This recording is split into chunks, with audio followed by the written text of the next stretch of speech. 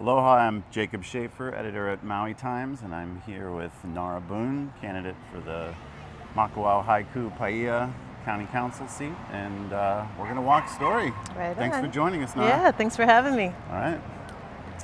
So why don't you start out and just tell us a little bit about your background and what motivated you to run for office? Okay, so my background is a little bit interesting because I'm actually a singer and a voice teacher by trade. I come from a long-time haiku family.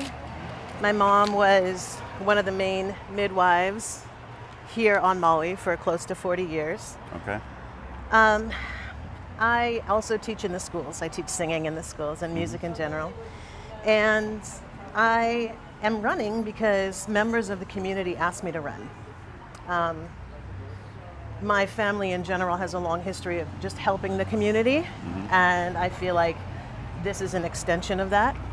You know, if I can help the community on a larger scale than I have been, then why not? I mean, I know there's so much involved, and it's definitely a challenge, but we are all going through so much, just trying to live here, just trying to exist, and we need help, so why not?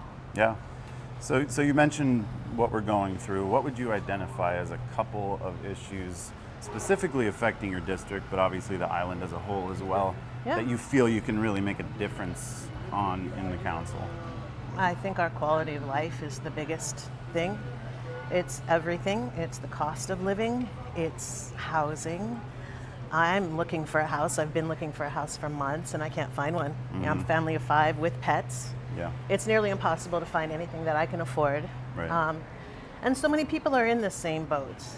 Yeah. So many, you know, are having to, their places that they've been living for years are up for sale and that kind of thing. And so everybody's scrambling.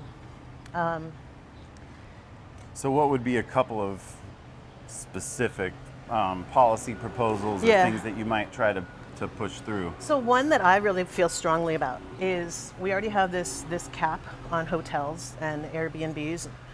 I want to extend that to ban all temporary kind of dwellings within 1 mile of a school zone.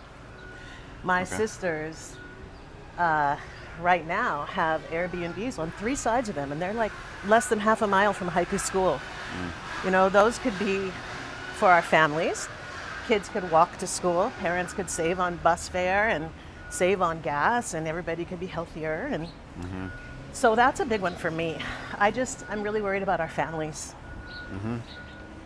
Talk a little bit about how your experience as a music educator maybe has informed your desire to get into politics. What's the connection there? I help give people their voices. Not give them their voices, help them realize the power of their voices. Whether it's individual private sessions where I'm helping somebody process their trauma when they were a kid and they were shut down, or whether it's domestic violence or something like that, I help people tap into their own voices, and then that leads out into the rest of the world. I'm not afraid to use my voice. And so I want to listen to other people and what they need and then amplify that.